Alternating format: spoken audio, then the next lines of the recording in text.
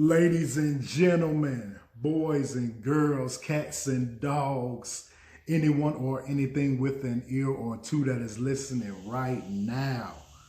This is the show, the extravaganza, the podcast. Sometimes I'm always right.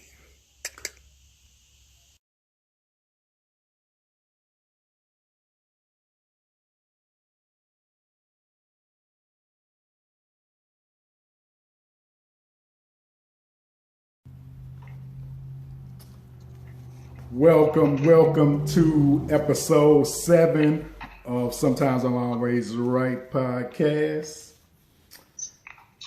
Episode number 7.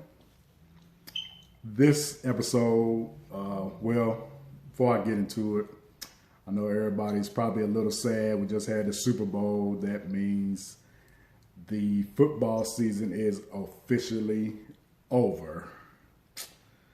Yeah. A little sad about that. Shout out to the Chiefs, by the way.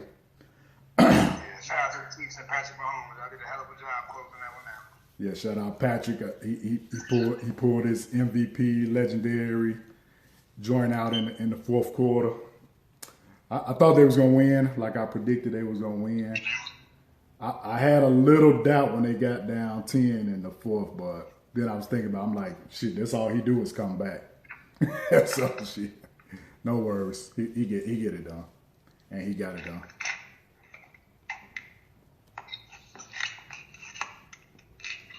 I know it didn't surprise you that he came back. No, it didn't surprise me. You saw me questioning it a little bit, but ultimately I was like, hey, we made that wave, so I was a little bit more worried about that than I was about anything else. But yeah, I believe that he can come back, but what I actually didn't factor into the equation is Shanahan. He's constantly made these errors time and time again, and that was more the factor I think than actually Patrick Mahomes. Oh yeah. Although he did do his thing and gave him a lot of second chances on the plays, this is Shanahan dropping the ball again. Man, right. He was up in the fourth quarter.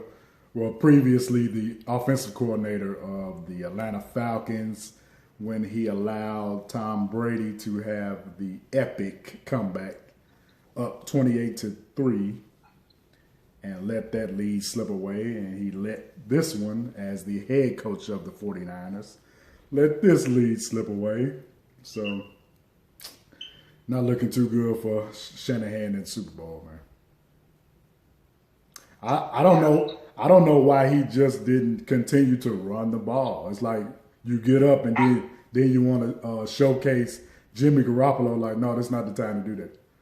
It's not. Yeah, I said the same thing. I had several conversations with people, and for the life of me, I couldn't fathom why you're having this much success. And even down the stretch, they started running those drives off, one of those three and out drives off the running back. So I'm like, hey, why is your next play a pass play? Yeah. This guy threw the ball 60%, 70%, no, probably 85% more times than he had for the rest of the playoffs. And now all of a sudden you want to go into a run and gun team when you're a run heavy, play action based team. That makes no sense. You're running this West Coast offense, mostly run heavy, and then now you just switch everything up and then Right. start passing the ball in possession, literally down onto down. I like Jimmy Garoppolo, and I think he does have what it takes. And I've seen a lot of people say should they trade him? They pay him too much. The market decides to pay. So regardless of what we saw, he would have got that money from somebody else anyway. But in terms of his play, I think that he did drop the ball in that last drive, overthrew something. But this is a young guy in the Super Bowl, spotlight on him. I think his coach just put him in a bad position. You put the entire weight of the game on his shoulders when you have a successful offense when you run the ball first, and then you switch that up in the moment when the game is the most important. Why are you changing the game plan and playing? It made no sense, and especially when you looked at a team that's 26th and 27th in run defense in Kansas City, that makes no sense to me. Yeah, Yeah, I didn't see why you would take. First of all, running the ball ensures that the clock is going to keep moving. So I don't Yeah. know why would you start passing the ball in the fourth quarter. But oh well, maybe he'll learn if he get back to the Super Bowl again. Yeah, Third, maybe, I hope they learn. I didn't want them to win this year anyway, so I'm kind of yeah, glad that was also. But yeah, maybe, it's just crazy to watch an epic meltdown. You want to see a good game, and I think it had I'm not gonna say it was a bad game, but it had it had all the potential to be better than what we seen. If they wouldn't have imploded. yeah, I think we would have saw a little bit more back and forth. It's like the edges got tucked out of the stadium, but it was partially because or majority because of the coach. And for me, that's just a sad thing when coaching. It wasn't like you see some things where players start to make a lot of mistakes and stuff like that. I won't even blame any of the players on the field ultimately. yeah, They were playing. Defense had got those three. The offense kept getting thrown off the field those last couple of possessions. So the defense keep getting put in a bad position, and then Kansas City gashed them for one of those big plays, and then it was at that point that speed started to kill when your defense on the field a lot more than they should be yeah, because you can at least extend the drive. So yeah, for me personally, I was just looking at it and I was just like, man, part of me wanted to my bet to work out, and part of me wanted to see a good game, and then the other part of me just wanted to see them actually, just be competitive on both sides and not really care who win, even though I had money involved in the game. yeah, But it was just sad all around. Just glad that I'm also sad that it's over. But yeah, I'm glad that Patrick Mahomes was victorious. It's good to see success from guys so young. These are things that we don't think are possible. And like the quarterback position, you think people got to come in and wait their time to take over. And this guy's been there taking over from the start. Coming in. oh yeah, He missed that. His first season, not really talking about that, but his second season came in and won MVP, threw all those touchdowns, right, setting records and stuff. So yeah, it's just good to see him literally, third year in the league, fourth year in the league. Now, being able to submit himself as one of the top quarterbacks in the game, probably in the NFL ever. If you actually look at, what he's done and what he's doing, and the potential there for more. yeah, yeah. So we gotta give it up to the Chiefs. They're the kings of the NFL right now, and like I said, football is over, but not quite, because we have a nice little substitute that'll hold us over for a little while called the XFL. XFL Yes, just getting started. Actually started yesterday. I checked it out. I was pleasantly surprised. I didn't think you like they finna all these gimmicks and stuff, and I heard about all the new rules and stuff and all it. But it was actually enjoyable to watch. It was a nice watch. Sometimes you look at you look at college basketball and like, oh man, they should do this like the pros. Or I wasn't, like nothing took away from. It wasn't nothing like, oh, I wish I was watching the NFL instead of this and shit. It was actually pretty good. Yeah, I was thinking that right now as I just watched the game a little bit ago, and I was thinking I think they, that the league that we were discussing earlier, I can't even after half a season or so, but Yeah.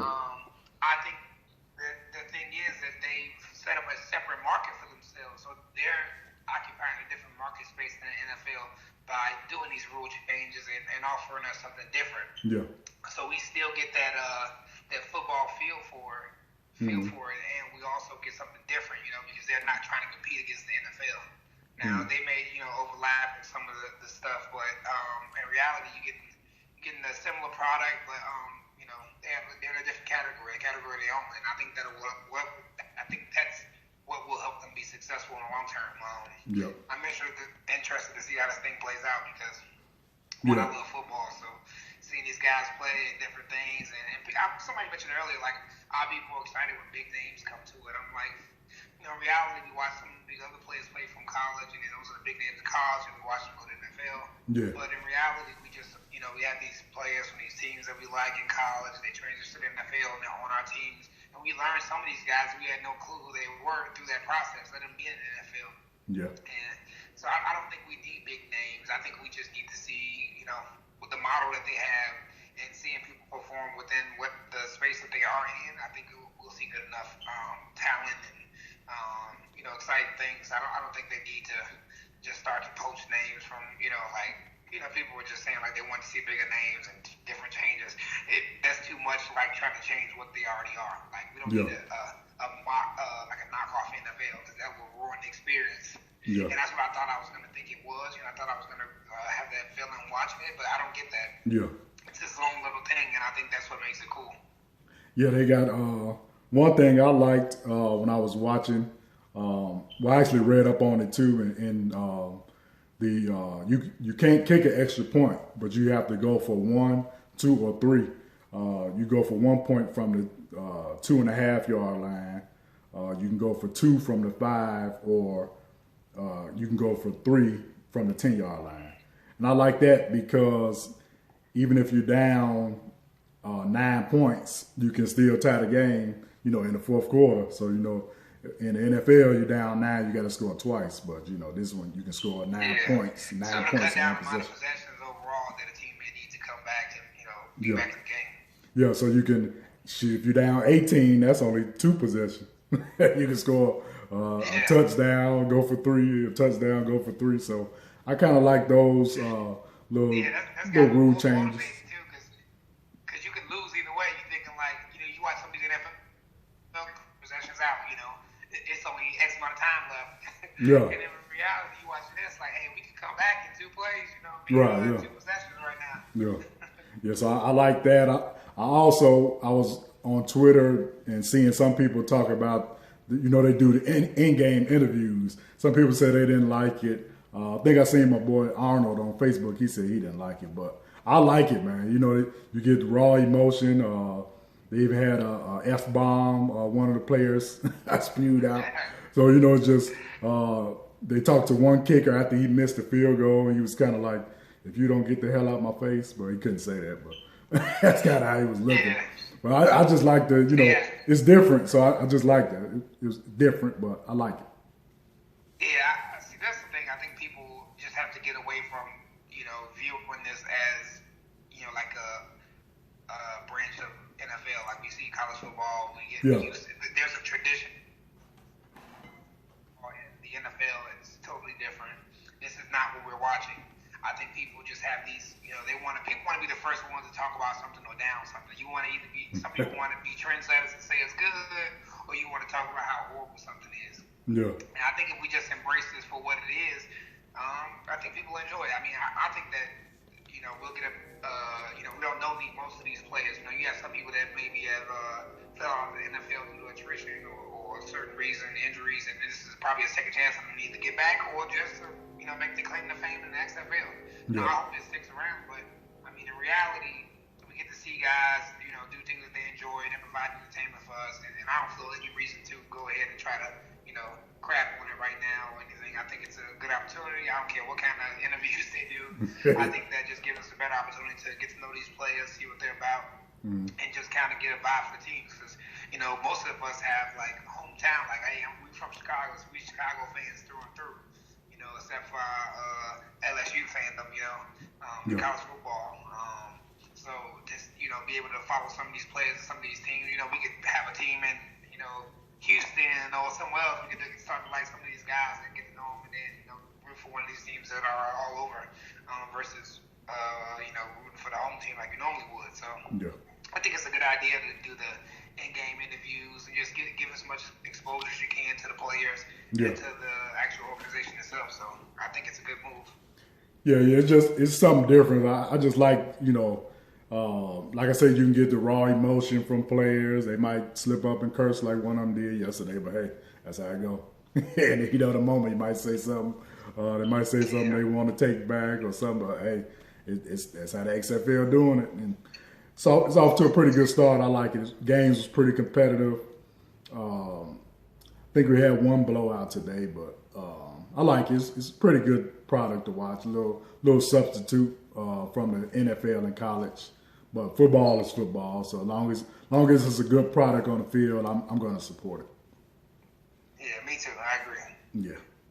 I think more people should be inclined to support things like this because, It's something different. Yeah. We would have to. I would hate to have to. The worst time for me of the year is when we're only stuck with baseball and hockey. So anything that helps me transition into this slow, painful experience is always good. Yeah, because after the NBA Finals, it's like, oh, where's football, man? You got to wait about 3 months. Like, damn. Be so ready to just watch preseason. Like, damn, what preseason start? you got to get your eye off of like who getting recruited at the colleges, who won the top recruited class, and where the free agents moving. But now we got this different model of professional football, and I think it's a good opportunity for us to all learn something and be able to experience something different. Yeah. Yep.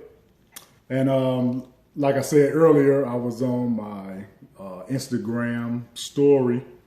Had on my Bulls sweater and my hat. I got my hat on now, my shirt. I said us as Chicagoans, we have to turn our attention to the Chicago Bulls. Not looking so good this year. I mean, it was kind of expected. I thought we would be a little better, like fighting for the AFC, but it just ain't happening. A lot of disappointing performances by players, especially Lauri Markkanen. This guy, I thought he was going to be turned into Dirt Nowitzki 2.0. But so far, he has not did anything this year. I mean, a couple games he's had pretty good games, but just overall the consistency is not there.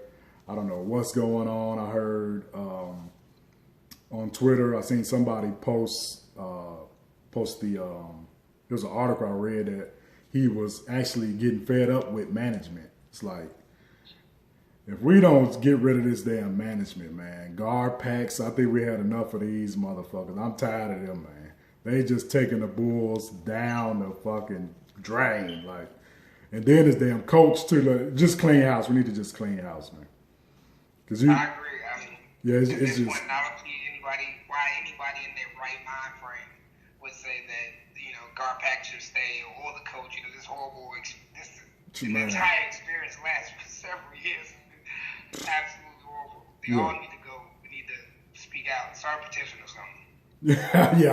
Matter of fact, I'm going to start one because last year when Boylan first got appointed to a head coach, the players complained about him, said they didn't like him, they didn't like his style. He too old school. He tried to be hard on a player. Like, dude, this not the '90s, man. Dude, you got to be a player's coach. You got to coach, but you got to be a player's coach. You got to blend in, and you can be hard sometimes. Sometimes take it easy. But they're saying like they going hard in practice every day. Like, dude, you wearing the team down. Like, calm down, man. Then they turn around and get this man an extension. Like, what is wrong with y'all? Do y'all not listen to the players? Like, Zach LaVine don't like him. Like, at one time during this year, he benched Zach. Like, how'd you benching the best player? Like, what is wrong with you, man? But I'm tired of it. When I read that too myself, I was just like where's the rest of the production going to come from? I mean, I get teaching the guy a lesson and coaching, but this is the NBA. You got to be able to reach your players in a different manner. Like, this is not high school. This is not college. This is not Pee Wee. Right. This is,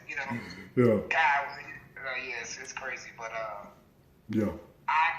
this entire organization, I mean, we had so much money, like the last few years to use in the market to get new players, attract free agents. But I think, we lost Jimmy Butler, we lost all these other guys. Mm-hmm. Not being able to bring in any new free agents that are, worth talking about, notable free agents. I mean, and the draft obviously didn't pan out our way due to the way they changed everything. But I think that, the only way we will be able to attract new free agents is by changing the entire landscape. I think we need to get rid of Garpax. I think the coach needs to go. And anybody else that's affiliated with them or heavily rooted in with them in the organization, they need to go as well because at this point, there's nothing positive about I can't be optimistic about any kind of potential improvement with what we have based on the moves that they've done year after year.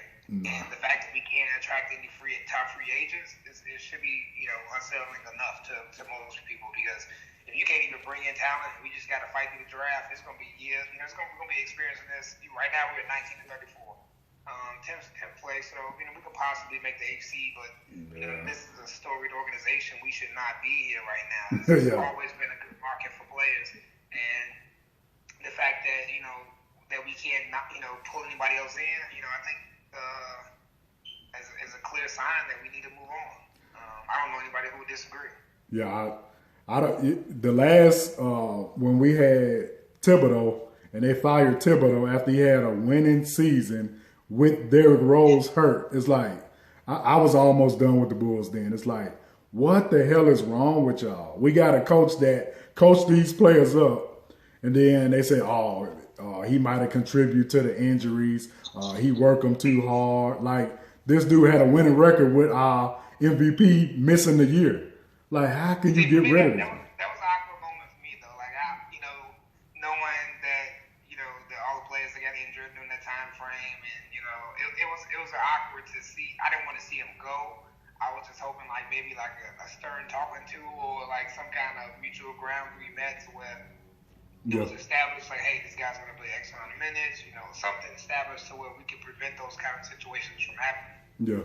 But you definitely don't fire a coach like Tom Thibodeau for a watered down replacement. This is not even. He's not even. Yeah, come on. Yeah, no. You definitely don't go from decent to worse. You shouldn't from firing the coach. Right. Then Paxson hired his buddy Tim Floyd. It's like, come on, man, a damn college coach, and he didn't even care because he knew he had his job for however many years. So he just sit on the sideline. We getting blew out. We go teams go on a 15-0 run. He on stand up, shout at me. He just sitting on the bench like, I'm getting my check. I don't care. So then we switched from him. Then Boylan is like, oh my God, man. It's like, well, I would like to see Mark Jackson get another chance, and I think he could make something out of our roster. But I don't think they too inclined to hire a black coach. But it is what it is. Yeah, I don't know. Yeah. I definitely need some new blood. If it ain't young blood, I want somebody with some history in the NBA, and not somebody that like Boylan.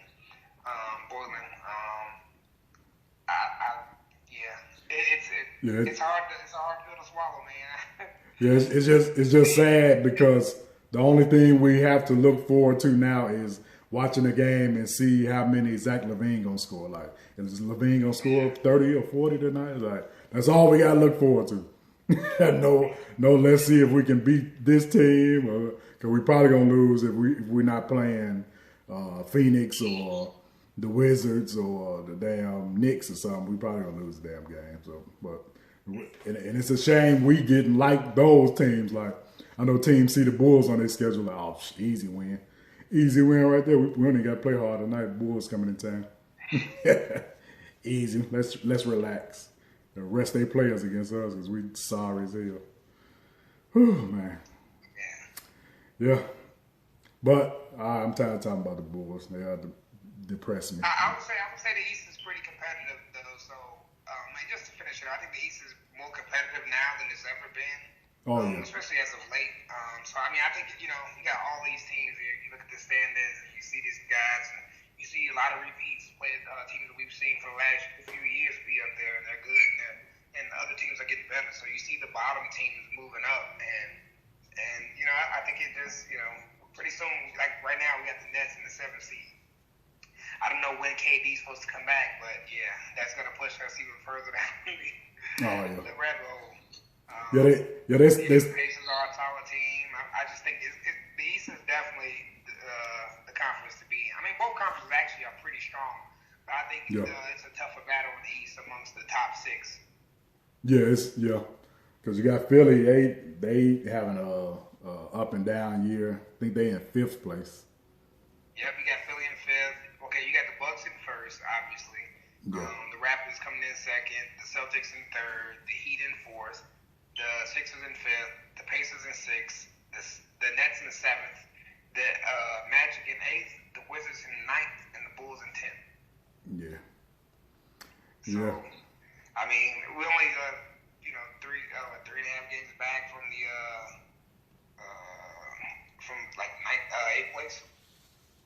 So, Yeah. I mean, it's possible. Actually, 6. My bad. 6. Oh wait. Yeah, 6.5 games back. So, I mean, it's possible that we can move up and possibly do some damage. But I mean, I don't see it.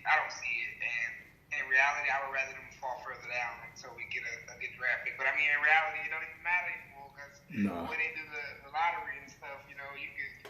Right. Yeah. You could go, yeah. Have a So bad I year. just want us to hopefully get lucky and hopefully get rid of the management and the coach and just start over from scratch. Yeah, because I mean, well, if we did make the playoffs, it would be the 8th seed, and we would be playing the Milwaukee Bucks and get annihilated in the first round. I mean, I wouldn't mind seeing it. I mean, I would just want to see if we could actually win one game. Like, let's see if we can, make it steal a game. Because we know damn well, they say, oh, once you get in the playoffs, you got a chance. We wouldn't have not a damn chance against Milwaukee because they rolling right now. Got Greek Freak looking like he gonna get the MVP again because he on another level this year, man. He averaging 30 points, shooting 55% from the field. They said if the season ended, he would be only the 4th person ever to average 30 on 55%. And I was actually arguing with somebody on Twitter again. Twitter like to argue a lot about stuff they shouldn't be arguing about. But it was the game when they played, I think, Philly last week. And Greek Freak shot an air ball.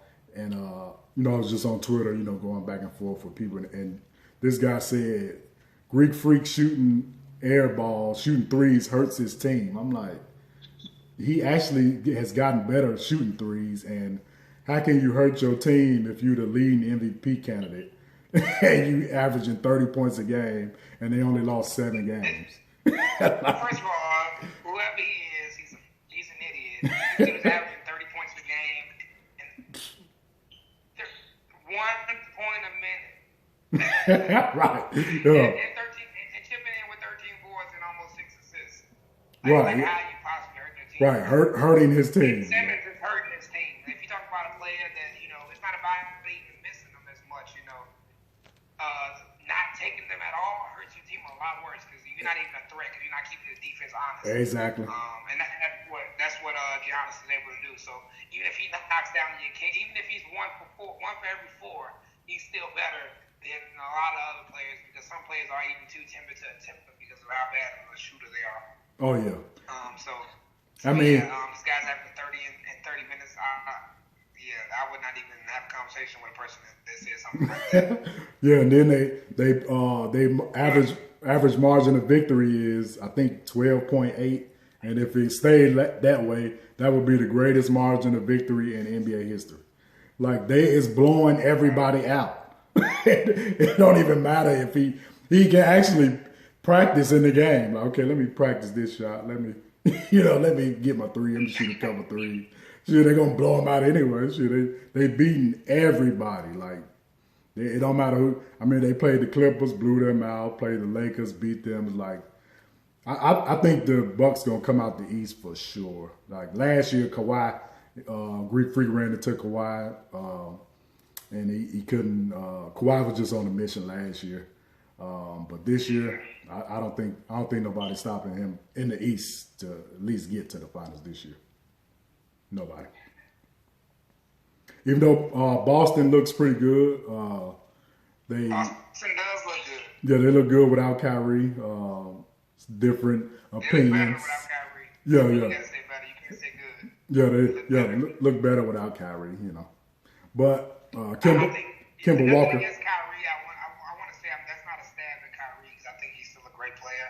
I think that personalities sometimes just don't mesh well together, and I think that you're just seeing these players look more rejuvenated. You saw Tatum this year. We thought it came into his own, his first year, and now we actually seeing them thrive a lot more. And I think that you see the players on the team that are actually performing better. It's like they were the first year when Kyrie was out. It's hard to go against that to say anything else. Though it's like, I think it's like a 1-for-1 swap, but I don't know what it is about Kemba Walker, but I just think they are galvanized around him, and I think they just mesh and gel better together. So yeah, I'm glad. I like to see competitive basketball. So although I want to see Milwaukee make it out of the East, I'm looking forward to seeing that potential matchup in the Eastern Conference Finals. Yeah, yeah. Jaylen Brown, he's looking good. Jason Tatum, they both seem like they took a leap this year. And Kemba Walker, he's fit in good with those guys. Hayward, Jason. I mean, is it Jason Hayward, the white guy? Yeah. Yeah, he's doing. Hayward. Yeah, he's doing pretty good. They got a nice squad. Marcus Smart's playing better. Gordon. Yeah, Gordon Hayward. Jason Hayward, that's the baseball player. Yeah, Gordon Hayward, my bad. But yeah, Hayward, he's looking pretty good. He's been in and out the lineup with injuries, but they got a nice team. They got a nice, good 6-7 player rotationist. They play pretty good. What might hurt them is I just don't see how you match up with Greek Freak. I don't know. Can't nobody guard him. It's just like, I guess they'll put Jaylen Brown on him because he's the more taller, athletic guy. But that boy Greek Freak, when he want to turn it on, and he turns it on damn near every night. It's just like, he going to show, you can't guard me. Ain't nothing y'all can do to stop me. I'm going to the basket. I'm going to dunk. I'm going to Euro step. I'm going to lay it. You ain't going to do shit about it. So, the Bucks looking pretty good. Western Conference, you got the 2 LA teams. Got the Clippers and the Lakers. Clippers made a good trade at the deadline to get Morris from the Knicks. That was a pretty big deal. I still got the Lakers. I think the Lakers, I don't know, I just think with the passing of Kobe Bryant, I think that's something that's gonna galvanize them, and something that, like, they gotta win it for Kobe. I think that's gonna push them over the top. So I think LeBron gonna do what he gotta do. AD gonna be the first time being a favorite in the playoffs, so he can get to show what he do. A lot of people haven't seen him play until this year. He's playing with New Orleans. They don't get a lot of TV games. What they do now with Zion, but when Davis was there, being that small market there, they didn't get it before, which is crazy. I think Anthony Davis will warrant the same kind of attention. I mean, obviously he's not out the box like Zion was coming. The hype and hoopla behind Zion, but I'm excited. I'm excited to see that. But one team that you skipped over, I think Miami is also, they're a pretty scrappy team, and I think they're something to be worried about in the East as well. Oh yeah, Miami's playing pretty good. They got Iguodala at the trade deadline. That was a pretty good veteran pickup for them. I don't know how much he's gonna help because Memphis sent him home. Yeah, he's been analyzing and talking crap. Much respect to those young players who. Did you hear about that? Oh yeah, Ja Morant and Brooks. Yeah, they was talking about him. I mean, hey, you gotta respect the OG, but I see those young guys because they taking it as, okay, Iguodala, you just wanted to sit at home. You didn't even want to come play with us. Like, you just rather sit at home all year and wait to see if they can trade you somewhere. But then Iguodala, he's like, I don't want to be a part of this young team trying to make the 8th seed and get in the playoffs. I'm used to going for the championship. I don't want to do this. Yeah, but in reality, he had his thing with the Warriors, but outside of that, he done been there before. I mean, yeah, but at this stage of his career, like, I don't got the energy to be trying to scrap every night and trying to get an 8th seed, and I'm trying to get me another ring. Like, I'm going to a contender. I mean, I respect and I don't respect it. I mean, you got to have some kind of general respect for that kind of thing, but like from a competitive standpoint, I just don't appreciate it. Like, as a veteran, I mean, what else do you really have to offer a team? You don't got much to offer a team. You saw how he was struggling that last. I mean, they say he was injured, a groin injury, but he was not really an asset in that last playoffs, and they needed all the help they can get outside of, the big two that were entertaining and Clay and Steph. So I just expected more out of him, and then you get this. You get what you got. Yeah. He's far removed from that player that he was in Philly. Yeah. He's pretty much been relegated to a role player and assisting on defense and stuff like that. So, who is he to even speak on something like I just don't think he, I don't think he has the right to say something like that. He should respect those young guys, and he should at least respect them. Now, if he said, "Hey, I don't want to play for Memphis," and for my personal reasons, that's one thing. Yeah. But to go out there and say anything that could be received as negative or show badly upon him, I just think it's a sucker move. I think you should either just not play and shut your fucking mouth, or these are young guys who they probably looked up to this cat at one point. So now you this guy's gonna feel like, hey, I'm not even gonna play for these cats. I want to be here. It's a fine line between being right and being I don't know it's a saying, I can't remember, but why you don't have to be right all the time. Sometimes you just gotta be quiet and just move forward with whatever plan or mission you guys are trying to set forth on. Like he could have just did that. He didn't have to speak on that team or those players at all. It could have been between him and management. He could have left it at that. Not saying anything publicly or anything, but that's just me personally. I just think you see all this stuff, the old players not accepting the young guys, and most, not even just a sport thing. You see that in lots of fields of employment and careers, especially in entertainment and athletes and stuff. But I think he should have just moved on and just kept his mouth shut. Well, we actually got a funny little back and forth between Ja and Steph Curry out of it. That was pretty funny. After the comments. I didn't even see that one. Oh yeah, after the comments were made by Ja and Brooks. Brooks made the comment and Ja just reposted the comment and put the little yelling emoji. So he seconded the motion, but then Steph tweeted out a picture with Iguodala holding the trophy. Then put the shushing emoji, like "Be quiet, he a champion."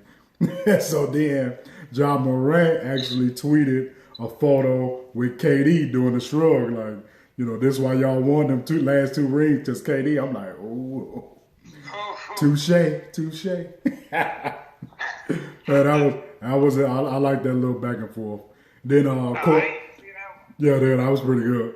Then of course, they try to make a big deal out of it. Asked him about it, asked Ja about it. He I've been a fan of Steph Curry. He I still am, but he I'm not scared of these guys. I'm not backing down. I'm like, okay, all right. I like John Morant, but when Curry get back, you're gonna have to deal with him. He hard to deal with. Hey, that's another thing. Let's move on to that before we get into the specifics about Ja and stuff. But what do you think? Like I've been seeing the transition, and we just saw the D'Lo trade from Golden State, and we saw them pick up. I can't even think of his name right now. Wiggins. Wiggins. What do you think about them? Do you think they're back? You think we're not back now, clearly, but you think they will be back with a vengeance? What do you think? What is the potential for them moving forward? And they should compete with the juggernauts in the West right now. Yes. Speaking of that, I was on Twitter again. I'm back on Twitter a lot now. At Young Dirt Music, if you want to follow me on Twitter, at Young Dirt Music. All one word. So this guy, he tweeted out, he said, with Wiggins on the Warriors, next year that puts them back in the finals discussion. I'm like, whoa, hold on now. That's a big lofty expectation for Wiggins, who's underachieved so far, being the number one pick. I think 5 years ago, he was the number one pick, and he hasn't exactly lived up to that billing. He had some pretty good years. He's playing better this year, but I don't know, playing with Steph and Clay, how many shots he gonna get, if he's gonna be able to function with, because that third guy kind of has it hard. You got to kind of, just like Love had with Cleveland, just like Bosch had with Miami. It's like you got to produce, but you're not going to get enough shots sometimes. You're going to be out of rhythm. So I think Wiggins will help them out with another offensive threat, but it's like you got to kind of see him as really replacing KD. Now, can he do what KD does? Hell no. Because see, I see him as more replacing the first finals year Andre Iguodala, but being more effective on the offensive end. I just think they're going to try to get him to be more of a defensive asset. He's a taller guy. Try to get him to play some of those other guys and be more of a two-way player. yeah, I've seen that Steve Kerr say something that I thought was outlandish about him guarding LeBron, but I don't want you them see that problems. comment? Nah, he don't want them problems. So Yeah, I seen some. I actually seen some comments on Twitter when I seen the repost of it. People was like, "Oh, Steve Kerr must be smoking crack again." I was like, Wiggins guard LeBron. I'm like, that'd be a heck of a matchup if we saw them two in the West Conference Finals playing each other. You know, that'd be a storyline for the eons. You know, when he got to Cavaliers his rookie year, he was traded for Kevin Love. for Kevin Love. Yeah. So that would be interesting. Way to look at it if they actually were able to make it back, but. Yeah, I'm actually anxious to see Steph and Clay back in action next year. Well, they actually showed Clay putting up shots before the game the other day, but they're saying he's not going to come back this year. They're saying there's a slight chance, but I don't think they're going to risk it. Steph will be back, they said, next month. So Wiggins will get a chance to play with Steph, and, they can get a little on-court chemistry for next year when Clay gets back. I actually think with those players being on the court, that will actually help Draymond out, because Draymond's not looking like Draymond without those guys on the court. I mean, I'm not going to say he's not, he's a good player, but it's just like he actually helps facilitate and do all those other things. You can't count on him to score 20. Yeah, he's not a scorer. Facilitate when you got guys like Steph Curry and Clay. Yeah. That kind of motion offense, but when you got what's going on now, you got all these guys that you don't trust. It's hard to make the right call at the right time. Right, exactly. You got to be more, make better decisions and be more, put more thought into the choices that you make when you got all these new players on the court. So, yeah. You got to gain that trust. You got to play together with these young guys. I think it'll make the team better in the long run, but I still think they're at least 2 years removed from them being a part of any kind of discussion unless they pick up somebody else. Oh yeah, well they're gonna have a pretty good draft pick. I don't know who's they're gonna have a very good draft pick this year. I don't know how high it's gonna be. If you were drafting for the Golden State Warriors right now, from what you've seen so far, who would you go after for the number one pick for the Warriors to make them a better team? For the Warriors,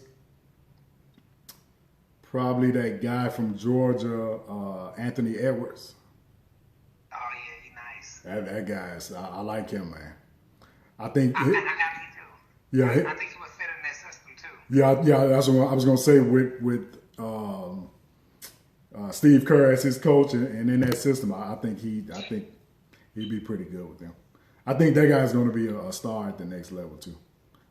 Pretty good. I was kind of confused when they was talking about him last year, and they were saying he's going to Georgia. I'm like, why would he go to Georgia? But yeah, who goes to Georgia?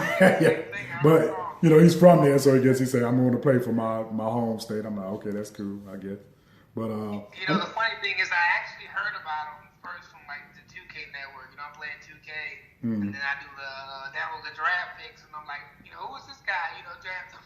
Yeah. And then, draft to the professional league, and then I'm playing with him. And then, I started looking up some of the players that I had seen in the upcoming draft class, and I'm like, man, this guy's pretty good. And I was like, oh, he's included by Georgia. And they're like, oh, he's going to Georgia. And I'm like, why would anybody in their right mind go to Georgia yeah. play basketball? Right. Yeah. But I think whoever gets the number one pick is gonna pick my guy, Ball, Yeah, LaMelo Ball. That's my guy now. I like him. That's my dude. I think he'll be the number 1 pick, man.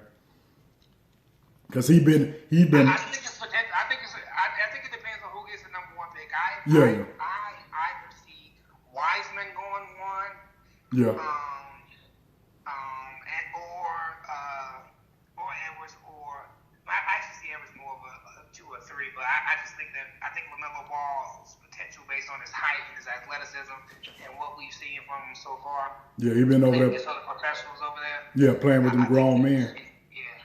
Yeah, he been balling over there. I think he's gonna be better than Lonzo Ball.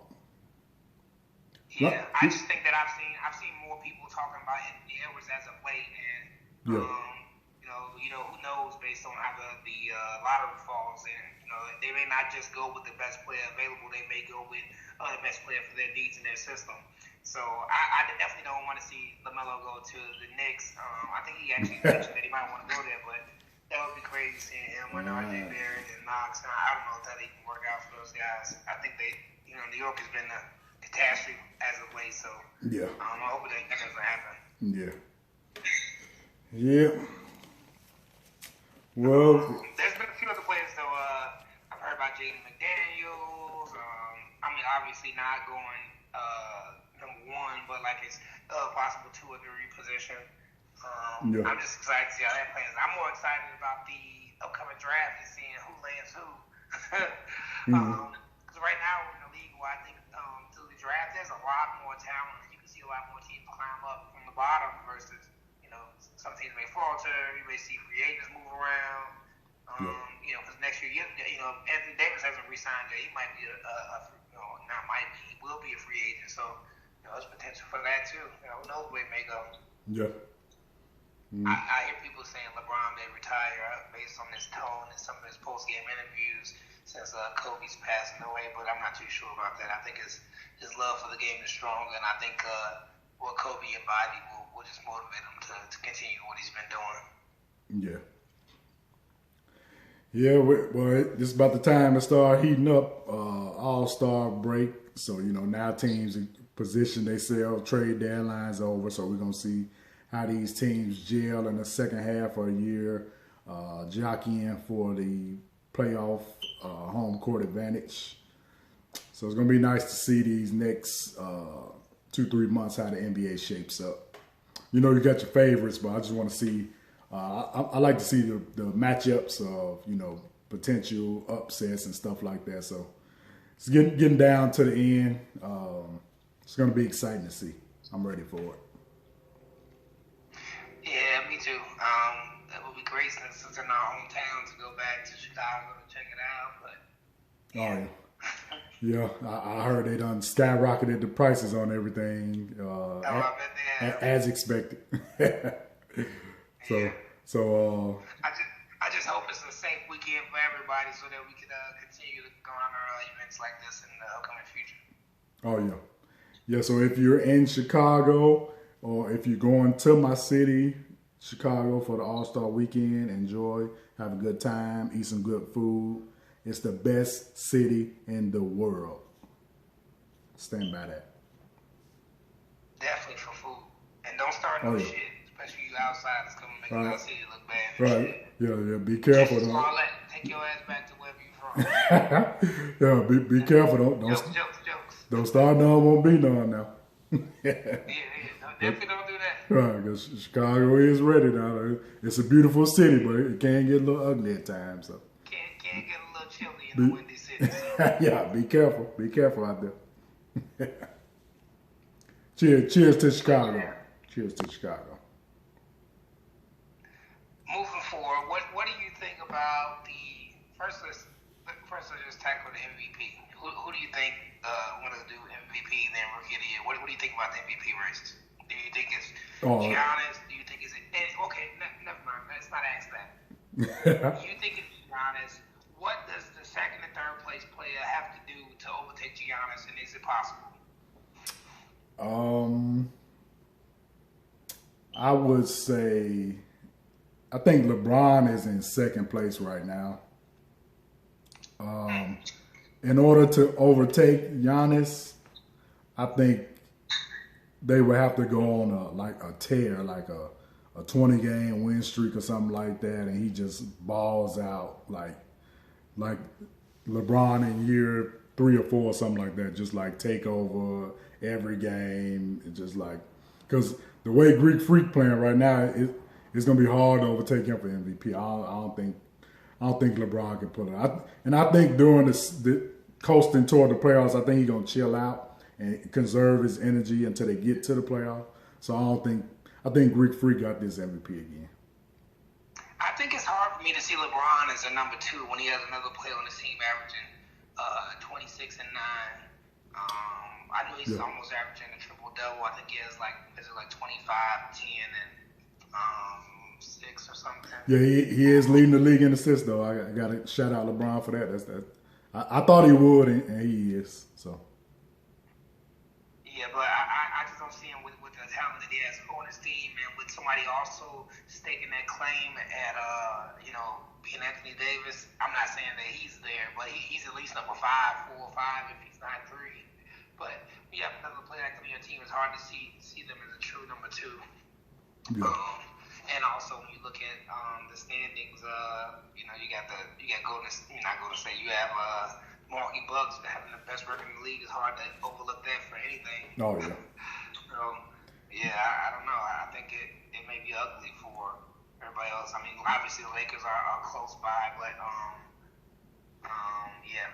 Yeah. And the best player in the league, the best league, best team, and not having anybody else right at your side, nipping at your heels like like the competition in Los Angeles. I think that gives Giannis a clear advantage.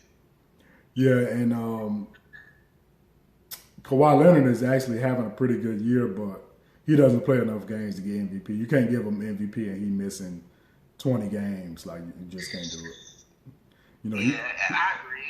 It's hard for me to, I like Kawhi. I support his method, actually. I'm a big fan of what he's doing.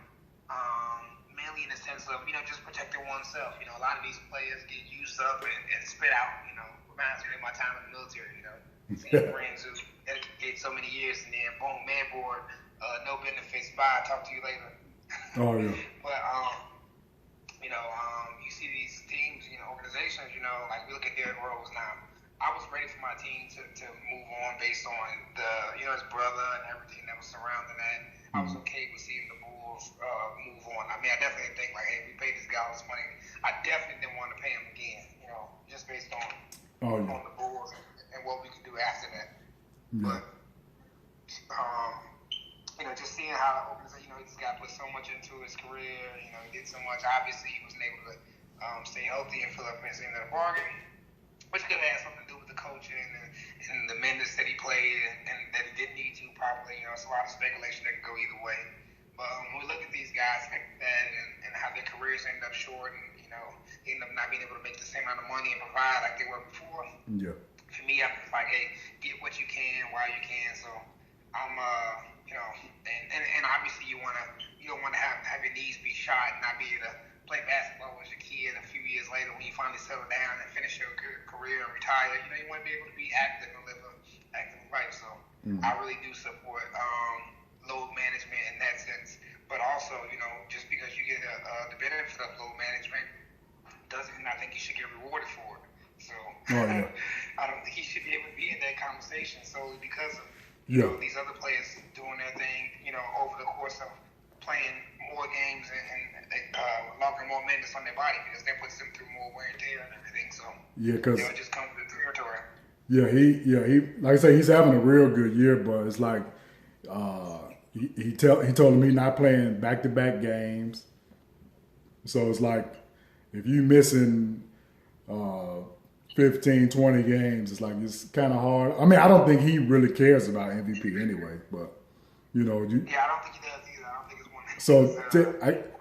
I guess technically he's in the discussion, but it's like you can't give it to him when Greek Freak gonna play 80 games. I think he missed one game so far. And that guy he played his ass off every night, man.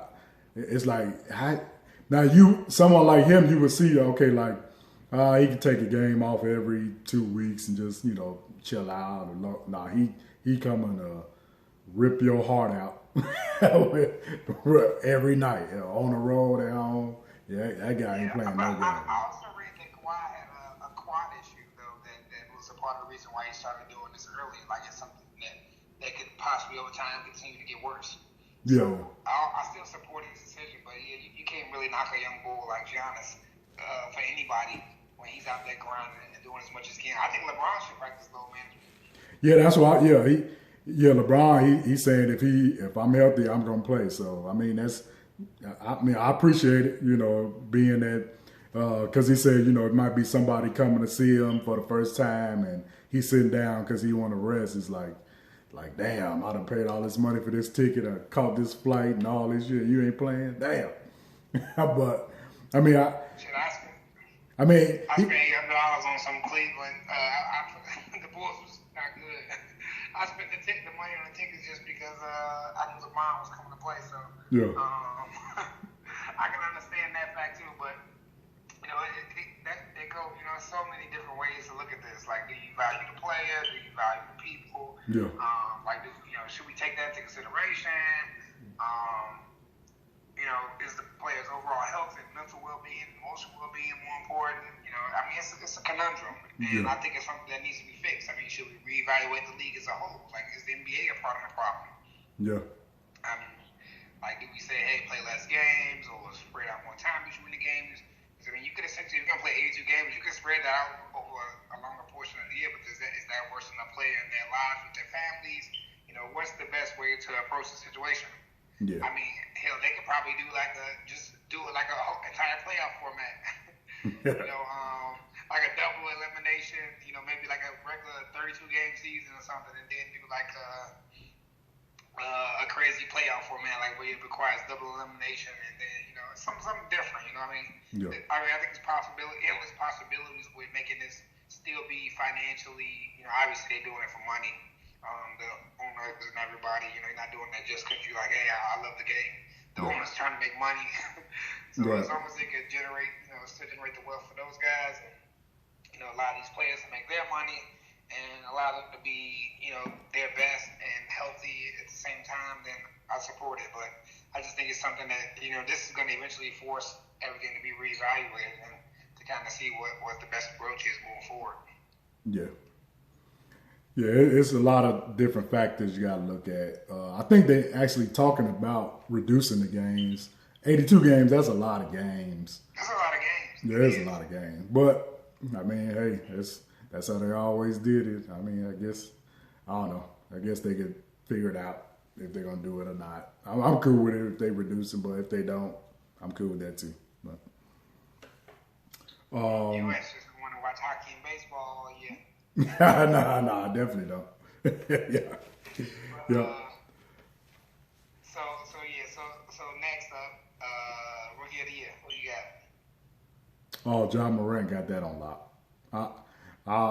They talking about Zion coming in if he do this and do that. Now Zion's actually playing pretty good. He's playing very good in limited minutes, but yeah.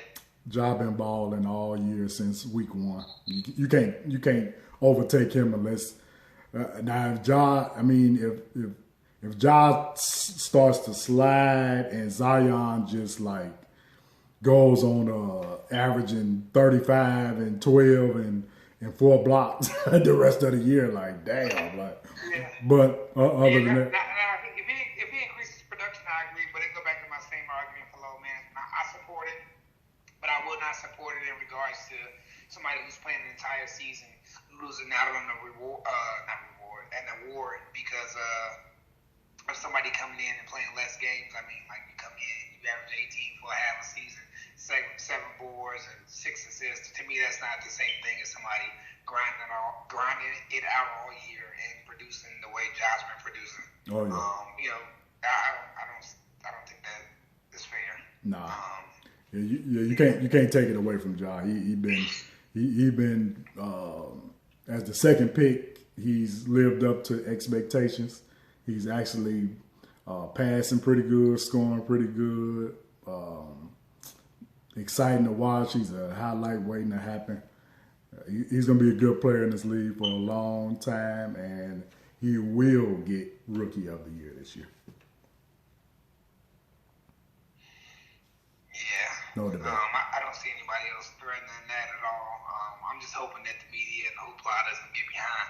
I like Zion Williamson. I've had respect for him and rooted for him even when people were talking about the weight issues and just, basically cheering for this guy to get injured. And then when it happened, they wanted to be the first people to be like, I told you so, Yeah. Me, I was just like, it's sad that we didn't get to see him early. And, you don't want to see nobody get hurt or, he got his earning potential. It's like, it's just, it's sad. I don't even want to get into that thought process because it just upsets me when I see people just, this guy's like 17, 18, 19 years old. Like, people are just wishing the worst things, just to be able to say they was right in the debate. I'm done with debating. I'm not debating with none of you none of you people about anything. I'm just going to respect the players while they're here. Now, we got light discussions about, who's the better player. I'm not arguing all-time greats. Jordan number one, Kobe number one, A, and Ron number 1A, me 1B. Yeah. Cool with that. Yeah. For me, that argument is done. I gotta celebrate and accept everybody for what they're doing for the league and what they're doing for the sport, and just celebrate them while they're here. I don't want to be making posts about LeBron James and how great he was if he passed through soon or something happens, God forbid. But I just want to go ahead and just enjoy the moment. That I like with Jordan. Obviously early in his career, Jordan probably faced some of the same criticisms, but by his third championship, everybody was in love with Jordan. He was the face of the league, the face of basketball, period, like the entire world. Mm-hmm. So, we got LeBron, and after losing Kobe, I just don't want to see that happen to anybody else. Like, I don't want to see us have to wait to be able to celebrate them as a person or as an athlete. LeBron is great as a baller, great man, great family man, great community man. He's a great everything. Like, you really have nothing negative to say about this guy. I see people just going out. He flops, he does this. Some of it's irritating. He's beating your team. That's probably also why it's irritating. Right. But obviously LeBron fanboys can be pretty annoying. Those fanboys be, But you gotta look past them. I'm not gonna get mad at LeBron because he got delusional fans at times. I gotta just go ahead and honor and respect him in the moment and respect what he's done and what he continues to do. Mm-hmm. But yeah, like my sister Dominique says, don't wait to celebrate your people. Give people their flowers while they still living, man. That's a mistake a lot of people make. You thinking somebody gonna be here? I'll tell them next week. I'll tell them in 2 weeks. I'll tell them whenever. You gotta let people know how you feel. Say what you gotta say, and celebrate people while they're here, man. It's very important. big facts. Yes, sir. Yeah. Yes, sir. Well, got anything to add on? Nah, I think that's a wrap, man. All right. Well, this has been another episode 7 of Sometimes I'm Always Right. And we will see you again next episode. Signing off. Peace out.